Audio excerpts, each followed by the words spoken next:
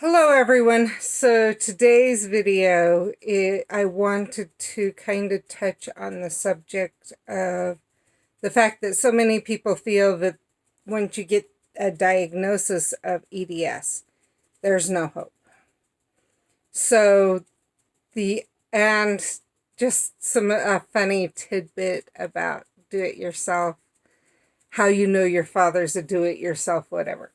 So a little while ago, I was driving down the road, past a little bit ways away from my parents' house, and I saw a semi-truck turn down the road as though it was going to their house.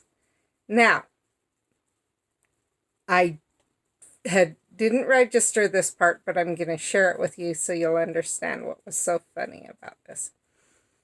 I was one side of my parents' house, and there's my parents' house.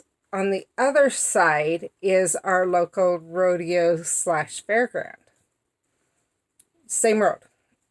And the other road to get to there that's usually used by semis actually was closed.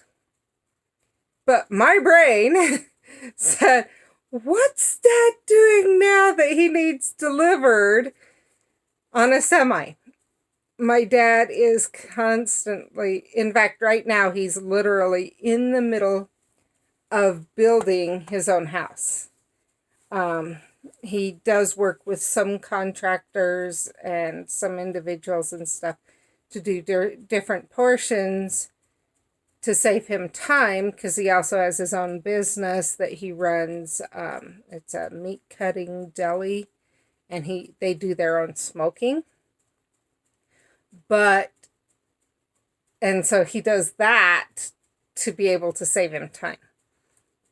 But he could do everything there. He can do plumbing, electrical, literal construction, drywall, painting, everything that generally is subcontracted out by a contractor, my dad knows how to do on his own. So he could do it all on his own, and he has the physical abilities to. However, he also more than likely has hypermobile EDS. So there's that. What it took me a little while to realize was that it was a cattle type truck, and it was headed to the fairgrounds for our county fair. And so that shows you the fact that it even was a possibility that a semi would be headed to just his regular home. And that the first thing that came to mind was not the fact that the county fair was that weekend, but the fact that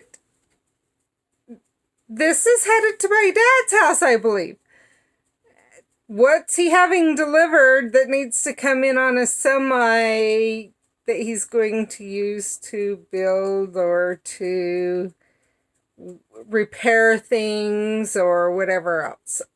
My dad actually is one of those do-it-all guys. I mean, he can work on cars. Obviously, he can do a lot of other things, as I've talked about. So, the diagnosis of EDS is not a cut and dry, you go from bad to worse, and you will end up bedbound. I think you've seen that on this channel, that I do not believe in that. I don't condone it.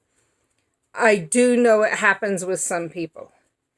However, I have also seen that if you do the things you need to, there is a chance, and an okay chance. I'm not saying it's great. I am not judging those who have become bedbound by it, because it can happen.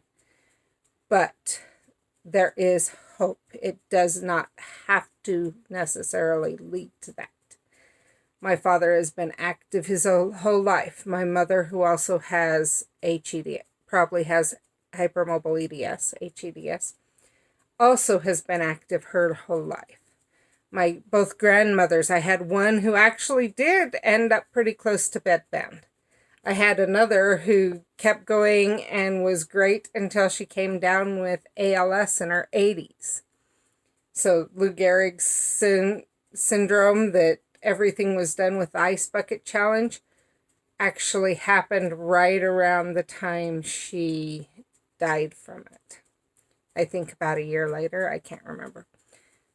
So there's hope if you do the things you need to keep your muscles strong, which part of the issue is your muscles break down the older you get. So that's why it usually deteriorates.